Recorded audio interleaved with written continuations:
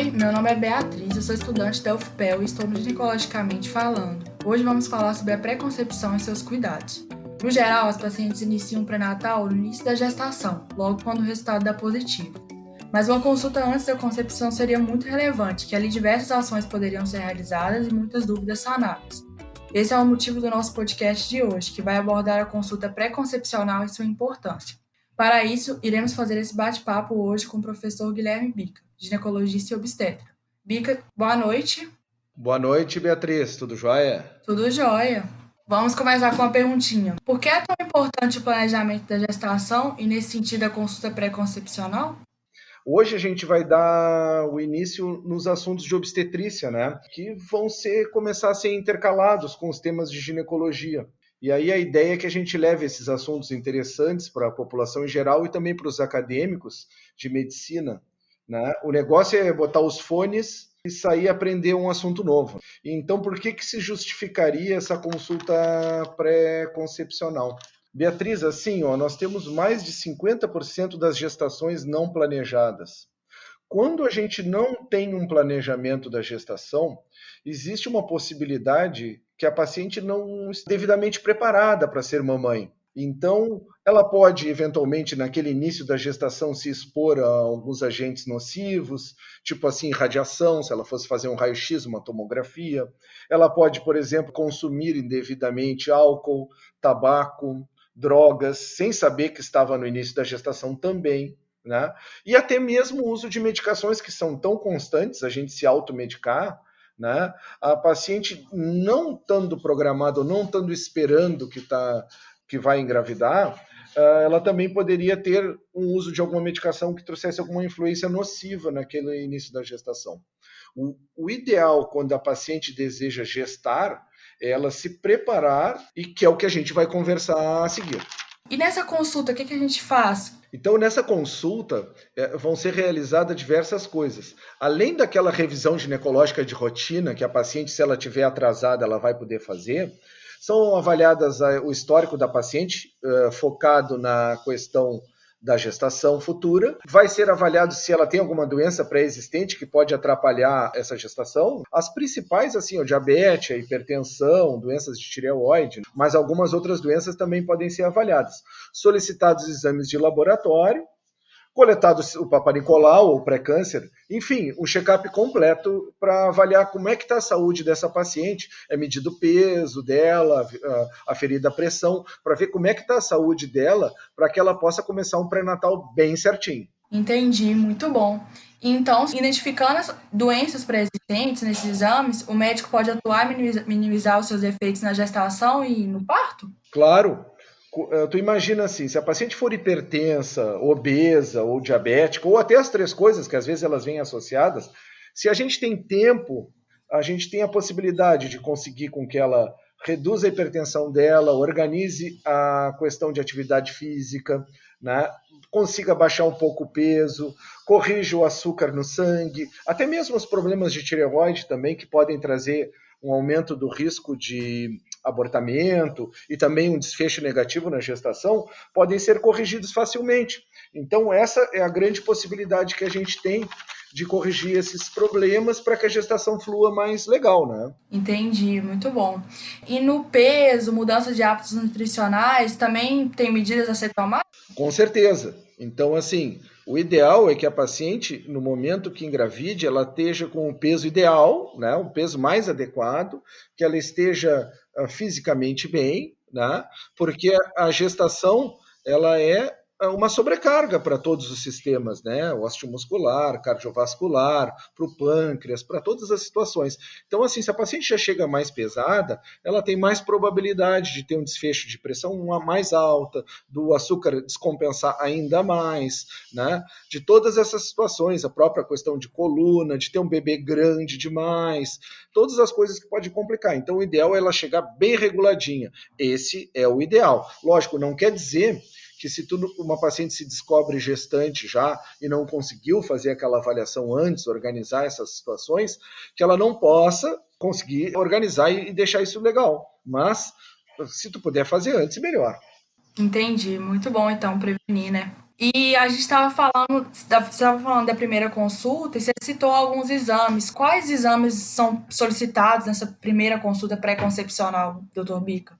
É, os exames são muito parecidos com aqueles exames que são feitos na primeira consulta do pré-natal, que vocês vão ter a seguir um outro podcast falando da consulta do pré-natal. Então, assim, os exames básicos, assim, que são solicitados são o hemograma, para ver se a paciente tem anemia ou se ela tem alguma infecção, o exame de glicemia, que já iria fazer essa avaliação inicial e ver se ela tem alguma propensão ou já é diabética, né? Os exames de DSTs, porque a gente não conversou ainda, mas as DSTs podem trazer problema na gestação, né? O exame de sífilis, o de HIV, o de hepatite, tanto a B quanto a C, a avaliação da imunização da hepatite, mas a gente vai falar mais adiante, né? A toxoplasmose, que a gente faz para avaliar se a mãe já teve contato com toxoplasma, ou se ela é susceptível à infecção por toxoplasmose. Aquelas pacientes que são susceptíveis, principalmente aqui no sul, que a gente tem esse costume de comer carne mal passada, né? Gostamos de um churrasquinho, né? Então, essas pacientes elas vão ter que tomar cuidado e ter que comer sempre a carne bem passada, sempre os vegetais muito bem higienizados, os vegetais crus, né? Para evitar o risco da toxoplasmose na gestação, que é bem nociva. Exame de urina, a tipagem sanguínea, para a gente avaliar o tipo de sangue da mãe, se vai precisar ser feita mais algum outro cuidado, avaliação da tireoide e, opcionalmente, a vitamina D, que muitos atualizam hoje a suplementação quando for necessário, quando a paciente tiver insuficiência de vitamina D. Ah, entendi. E você estava falando aí em relação à vacinação. Alguma vacina? Como é que fica?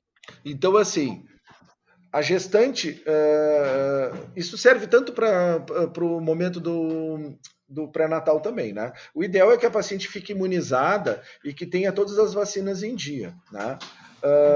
As vacinas que se preconiza durante a gestação, o início da gestação, é que a paciente tenha a vacina da gripe, influenza feita, que ela faça a vacina do tétano, e quando gestante ela vai fazer uma que chama difteria, tétano e coqueluche, que é a partir do momento da gestação, não precisa ser tomada antes, tá? E que ela seja imunizada da hepatite B, que também pode ser feita durante o pré-natal, tá? Então, assim, se a paciente se dá de conta que está grávida, não vai ficar achando que perdeu a oportunidade. Ela tem algumas vacinas que vão ser feitas durante o pré-natal, que podem ser antecipadas antes. A vacina da rubéola, ela é importante por causa que ela não deve ser feita durante o pré-natal e a paciente deve ser imunizada antes. Então, essa é uma vacina que é importante e é da pré-concepção. Essa não é das pacientes que já estão gestantes. Essa é uma vacina que é feita previamente à concepção. Ah, que bacana, é bom saber então, porque essa vacina torna a consulta pré-concepcional ainda mais importante, né?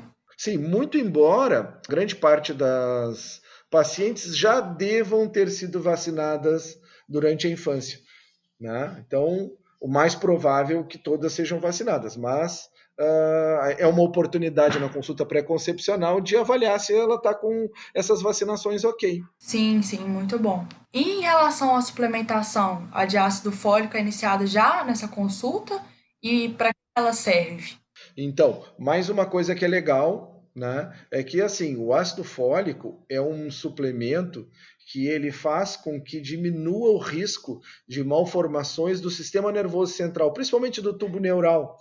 Então, do bebezinho, né? Então, a deficiência desse ácido fólico proporciona esse aumento desse risco. Então, quando a gente faz uma suplementação, quer seja 30 dias antes, 60 dias antes do início das tentativas, a paciente, quando vai engravidar, ela já está com o nível de ácido fólico organizado e adequado. Né? E aí o bebê vai ter menos risco de ter essas alterações que são extremamente graves para ele. Então, essa é a suplementação primordial. O ajuste nutricional da paciente, que era como a gente falou, ele entra junto com o peso e a paciente, o ideal seria até que ela tivesse já uma orientação dietética de uma nutricionista. Entendi. Muita coisa, então, tem nessa consulta pré-concepcional. Mas caso a paciente não realize e se depare com um teste positivo, o que que ela deve fazer e quando ela deve se consultar? Então, assim, o ideal é que ela faça a consulta tão logo ela tenha o diagnóstico da gestação. porque isso vai nos dar mais tempo de organizar todas essas situações que a gente conversou nos questionamentos anteriores. Então, ela marcando em seguida a consulta para que ela comece mais cedo, ela vai conseguir instituir o ácido fólico mais precoce, vai conseguir organizar essas situações dos exames de laboratório dela, já vai se dar de conta que não deve nem usar álcool, nem drogas, nem fumo, né? Todas essas situações, já vai se cuidar com a questão do uso inadequado de medicações, porque o próprio profissional na consulta vai dizer o que ela pode usar para determinados sintomas, então ela vai diminuir a probabilidade de estar se automedicando com alguma medicação que não seja legal de usar durante o pré-natal, né? Ah, entendi. E para finalizar, me diga uma coisa, doutor Bica, quais são os conselhos finais para as futuras mamães que o senhor quer dar? Primeiro conselho, que todas as futuras mamães possam programar suas gestações, que elas tenham gestações no momento que desejarem, né? Quantas vezes quiserem, mas no momento que desejarem. Então, a primeira coisa para dar certo um pré-natal, para que tudo corra bem, é tu estar querendo engravidar. Quer dizer, não ter uma gestação no susto, não ter uma gestação que não era para acontecer, né? Então, a gente já teve podcast de anticoncepção, teremos outros, né? Então, quem deseja engravidar, vai engravidar. Quem não deseja engravidar, não é para engravidar no susto. Essa é a primeira dica, né?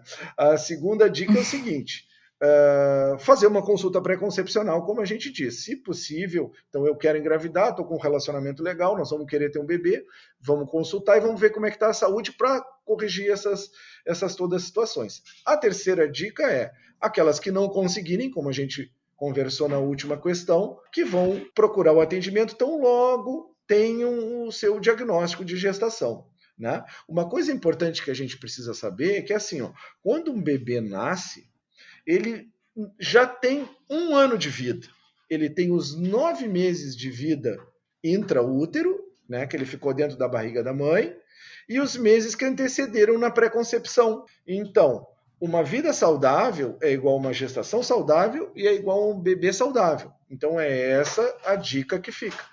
Sempre que possível, façam a consulta pré-concepcional. Muito legal, doutor Bica. Foi muito bom o podcast de hoje. Agradeço pela sua presença. Muito obrigada. Eu é que agradeço a todos e a partir de agora a gente vai ter as inserções de obstetrícia, né? Então, logo em seguida vocês vão ter um podcast de pré-natal e assim nós vamos adiante, tá? Um grande abraço, uma boa noite para todos e ginecologicamente falando, segue o baile. Um abração. Seguimos. Um abraço, professor.